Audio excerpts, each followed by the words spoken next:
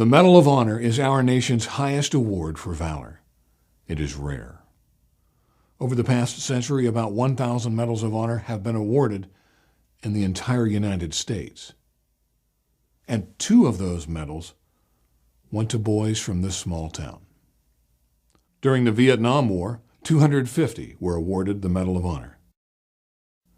One of those went to Everett boy Bob Hartsock. During World War II, 470 were awarded the Medal of Honor. And one of those went to Everett boy Ellis Weath.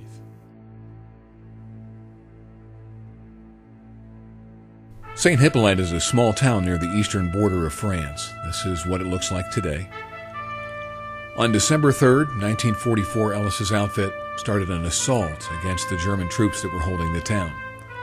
Ellis led his men down a winding street, clearing the opposition as he advanced. Ellis attacked an enemy gun emplacement and a roadblock that had pinned down his squad. He entered a house opposite the enemy gun position and, firing from a second-story window with unusual effectiveness, killed 3 and wounded several of the enemy. Instantly becoming a target for heavy and direct fire, he continued the attack until he was killed by a direct hit from an anti-tank gun. For his actions, Ellis Weath was awarded the Medal of Honor. There's not a lot of us Weaths around, and people just we never thought about talking about it. You know, it's just, I don't know why. I never told anybody in school about it, and then turned around, they named a bridge after him, and was kind of shocked about that. I knew the name of the bridge was Ellis Weath Bridge. I knew it was our last name. I wasn't sure if we were related to him or why the bridge was even named that. And one day Dad said that he was my great-uncle, Dad's uncle, and that he received the Congressional Medal of Honor. He was a war hero, pretty much. A lot of people just didn't really ask a lot of questions about it, because I'm assuming that people just doesn't really realize what the Congressional Medal of Honor actually is, because I didn't, you know, until I started looking it up. And, you know, it's the highest honor that you could get. Victoria Kewick is the director of the Medal of Honor Society in Charleston, South Carolina. The Medal of Honor is the highest award that can be presented to a military member for valor. We currently have 97 living recipients from Vietnam, Korea, and World War II. The membership is shrinking. It's a very exclusive membership, I guess you could say.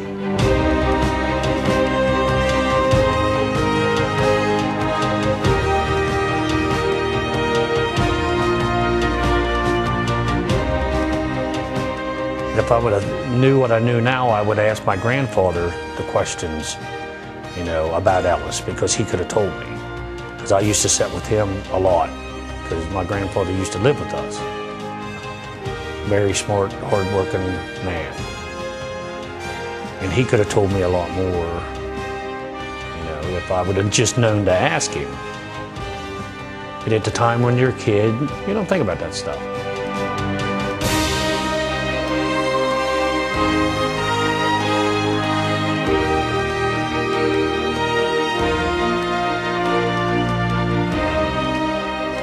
My dad and my Uncle Oscar was there.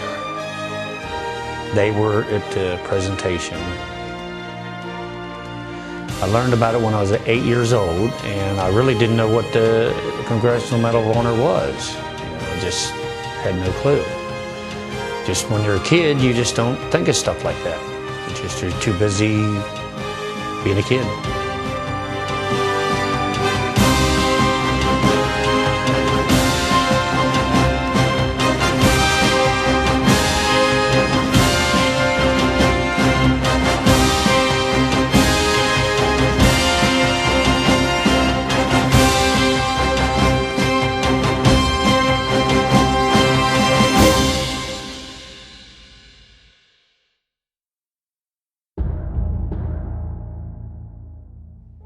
December 1944, Ellis Weath was killed in action in St. Hippolyte, France. The following month, January 1945, Bob Hartsock was born. His home place was in Hewitt. You can see the Hewitt covered bridge from the farmhouse. Bob grew up on a farm near the Hewitt Covered Bridge south of Everett and graduated from Everett High School in 1962. In 1968, Bob was a scout dog handler stationed at Da Tiang, Vietnam, with the 44th Scout Dog Platoon. Lamar Smith was the veterinarian technician for the 44th. The picture was shot with a group of us sitting on the sandbags which surrounded the hooches. Somebody had a Polaroid camera and a bunch of us jumped up on the sandbags and it was taken. And I was sitting next to Bob for no particular reason. I just happened to be sitting next to Bob. Scout dog handlers walked point. That means that they were out in front. They were in a very vulnerable position. Typically would be the first one shot at in an ambush. Typically they would be the first ones that might hit a tripwire and set off a booby trap. It was a very dangerous job, very dangerous occupation in Vietnam.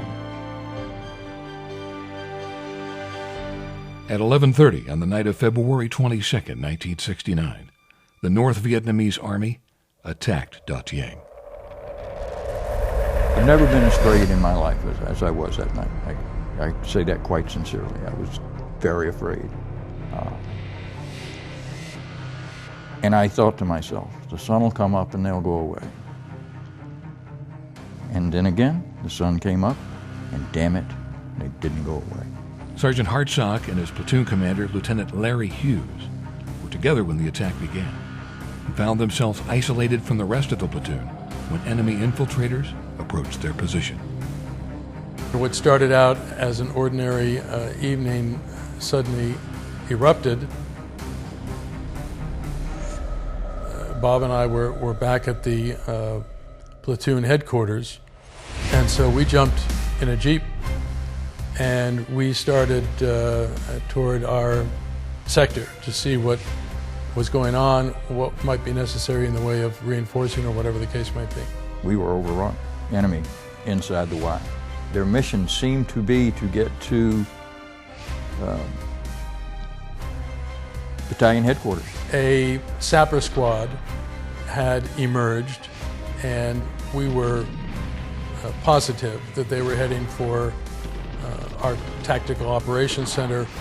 So we stopped the Jeep, took some cover, and started suppressing fire to try to eliminate them, or at least detain them until we could get some help ourselves.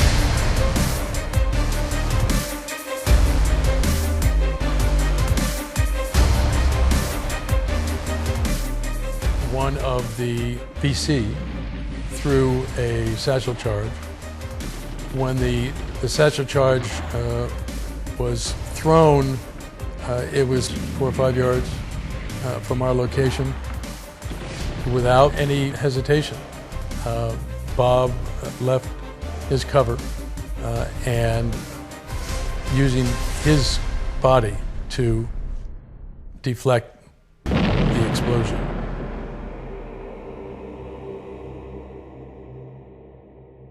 I believed that Bob was going to try to pick it up and throw it away. And his intent was to save his life and Lieutenant Hughes' life. And he only succeeded in 50% of his mission.